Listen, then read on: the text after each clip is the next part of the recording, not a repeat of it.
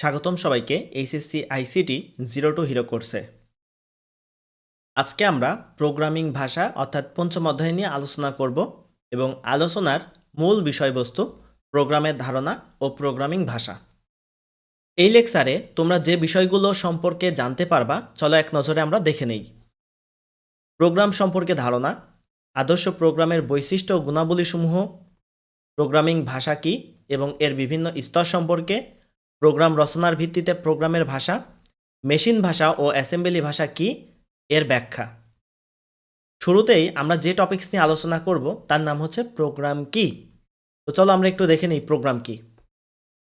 কোনো সমস্যার সমাধানের জন্য কম্পিউটারের ভাষায় ধারাবাহিকভাবে লিখিত কতগুলো কমান্ড বা নির্দেশের সমষ্টিকে প্রোগ্রাম বলা হয়।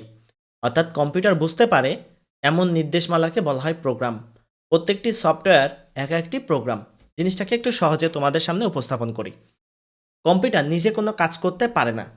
তো কম্পিউটারকে দিয়ে যদি কোনো কাজ আমরা করাতে চাই বা কোনো সমস্যার সমাধান করাতে চাই, তাহলে আমাদের যেটা করতে হয়, কম্পিউটারের ভাষায় কম্পিউটারকে সেই কমান্ডটা দিতে হয়। কম্পিউটার তখন সেই কমান্ডটা বুঝে কাজ করে।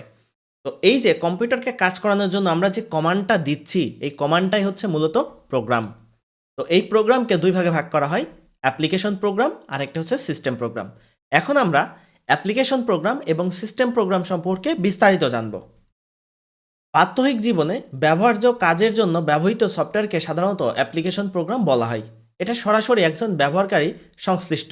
এখন মনে করো একজন মানুষের এক এক ধরনের সফটওয়্যার প্রয়োজন হতে পারে। তো মানুষ তার নিজের ব্যক্তিগত প্রয়োজনে যে সমস্ত সফটওয়্যার বা প্রোগ্রাম ব্যবহার করে তাদেরকে আমরা বলে থাকি অ্যাপ্লিকেশন প্রোগ্রাম। এখন একটা এক্সাম্পল দেওয়া যেতে পারে। এক্সাম্পল হিসাবে বলতে পারি মাইক্রোসফট অফিস একটা অ্যাপ্লিকেশন প্রোগ্রাম, কারণ এটা আমার দরকার হতে পারে, আরেকজনের দরকার নাও হতে পারে। তো মানুষ তার নিজের প্রয়োজনে যে সফটওয়্যারটা ব্যবহার করবে এটাই হচ্ছে অ্যাপ্লিকেশন প্রোগ্রাম। এরপরে আসে সিস্টেম প্রোগ্রাম। কম্পিউটারকে নানান সেবা ও সুবিধা প্রদান করতে যে প্রোগ্রাম ব্যবহৃত হয় তাকে সিস্টেম প্রোগ্রাম বলা হয়। উদাহরণস্বরূপ Windows OS, Linux OS, Mac OS, device driver software ইত্যাদি। এবার আমরা প্রোগ্রামের সূচনা বা ইতিহাস সম্পর্কে আলোচনা করব। ইংল্যান্ডের প্রকৌশলী ও গণিতবিদ চার্লস ব্যাবেজ 1833 সালে অ্যানালাইটিক্যাল ইঞ্জিন নামে একটি যন্ত্র আবিষ্কার করেন, যা দুইটি অংশে বিভক্ত ছিল। একটি অংশ প্রক্রিয়াকরণের জন্য এবং অপর অংশ ডেটা সংরক্ষণ করতে পারত। তার আবিষ্কৃত যন্ত্রটির সফল ব্যবহারের জন্য বিখ্যাত ইংরেজ কবি লর্ড বাইরনের কন্যা অ্যাডা লাভলেস বার্নলি নম্বর ব্যবহার করে ধারাবাহিকভাবে হিসাবের জন্য প্রথম একটি প্রোগ্রাম তৈরি করেন। তার লিখিত প্রোগ্রামটি প্রথম প্রোগ্রাম হিসেবে বিবেচিত হয় এবং তাকে প্রথম প্রোগ্রামার বলা হয়। এছাড়া প্রোগ্রামিংয়ের জনকও কিন্তু তাকেই বলা হয়। এবার আমরা আদর্শ প্রোগ্রামের বিভিন্ন পর্ব সম্পর্কে আমরা জানব। তো একটি আদর্শ প্রোগ্রামে সাধারণত 5টি পর্ব থাকে। পর্বগুলো নিম্নরূপ: পরিচয় পর্ব, বর্ণনা, ইনপুট, প্রসেস, আউটপুট। পরিচয় পর্বটা আসলে কি? একটি আদর্শ প্রোগ্রামে প্রোগ্রামের বিষয়বস্তু, প্রোগ্রামের সময়কাল, প্রোগ্রামে ব্যবহৃত বিভিন্ন চলকের বর্ণনা ইত্যাদি থাকতে হবে। একটি আদর্শ প্রোগ্রামে সমস্যার বর্ণনা, সমাধানের উপায়, সিদ্ধান্ত, যুক্তি ইত্যাদির উল্লেখ থাকতে হবে। তথ্য প্রদানের ব্যবস্থা থাকতে হবে, তথ্য প্রক্রিয়াকরণের সুবিধা থাকতে হবে এবং প্রক্রিয়াকরণ শেষে ফলাফল প্রাপ্তির সুবিধা থাকতে হবে। তো এই 5টি পর্ব যদি থাকে তখন তাকে আমরা আদর্শ প্রোগ্রাম বলি। এছাড়াও আদর্শ প্রোগ্রামের কিছু বৈশিষ্ট্য আছে। আমরা এবার বৈশিষ্ট্যগুলো দেখে নিব। প্রোগ্রামের অ্যালগরিদম সরলভাবে প্রণয়ন করা যেন প্রোগ্রামের ধাপগুলো সহজেই বোঝা যায়। প্রোগ্রামের ফ্লোচার্ট বা প্রবাহ চিত্র স্পষ্টভাবে উপস্থাপন করা যাতে প্রোগ্রাম নির্বাহের ধারা সহজেই বোঝা যায়। তো এইখানে দুইটা শব্দ আছে, একটা হচ্ছে অ্যালগরিদম আর একটা হচ্ছে ফ্লোচার্ট। এই দুইটা জিনিস আমাদের আপকামিং ক্লাসে এর উপর বিস্তারিত ক্লাস হবে। জাস্ট এখানে একটু আইডিয়া দিব। অ্যালগরিদম শব্দটার উৎপত্তি হয়েছে আবু মুসা আল খওয়ারিজমের নাম থেকে এবং এই অ্যালগরিদম শব্দের অর্থ হচ্ছে কোনো সমস্যার ধাপে ধাপে সমাধান করা। এক কথায় মনে করো কোনো একটা প্রোগ্রামের লিখিত যে বর্ণনা যে রূপটা, সেই বর্ণনা রূপটাই হচ্ছে অ্যালগরিদম। যাই হোক, এটার উপরে সামনে আরও বিস্তারিত ক্লাস হবে, তখন আমরা এটা নিয়ে আরও বিস্তারিত বলবো।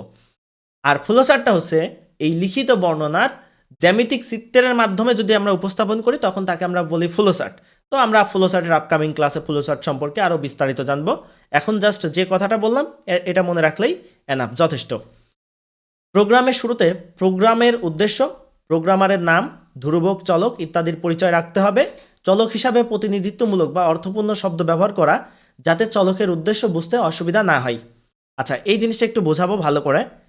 সেটা হচ্ছে যে কেউ একজন প্রোগ্রাম লিখেছে, মনে করো 2 সংখ্যা যোগ করতেছে, তাহলে যোগ ফলে যে আউটপুট ভেরিয়েবল তাকে মনে করো সি ধরেছে, আরেকজন ধরলো সাম। এখন সি যেটা ধরেছে এটার থেকে কিন্তু এই ভেরিয়েবলটা দেখে সহজেই বোঝা যাচ্ছে যে ও যোগের কোনো একটা কিছু করতে যাচ্ছে। তো এই জন্যই বলা হচ্ছে যে প্রোগ্রামে যখন কোনো চলক আমরা ধরবো, অবশ্যই যে ধরনের কাজ করব ওই ধরনের নাম ব্যবহার করে যেন আমরা চলকগুলা ধরি।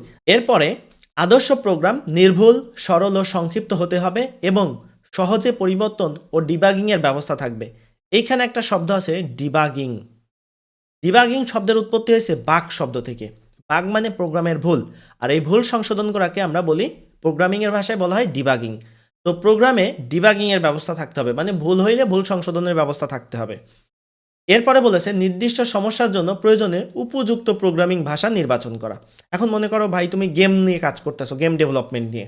তো গেমের জন্য সবথেকে ভালো হচ্ছে C++, সি শার্প, তারপর অবজেক্ট সি, এই ধরনের ল্যাঙ্গুয়েজগুলো কিন্তু গেমের জন্য ব্যবহার করা হয়ে থাকে।